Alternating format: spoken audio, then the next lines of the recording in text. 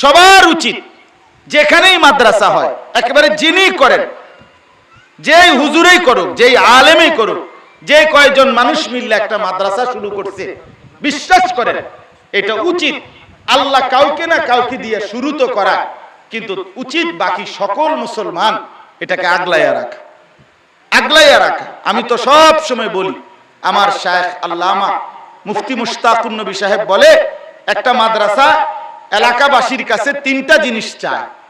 কয়টা? এক, দোয়া, মাদ্রাসার জন্য দোয়া করা। দুই, আতফাল, সন্তান, আপনাদের বাচ্চা মাদ্রাসায় পড়তে দিবেন। তিন, আমওয়াল, আপনাদের দান সাদাকা।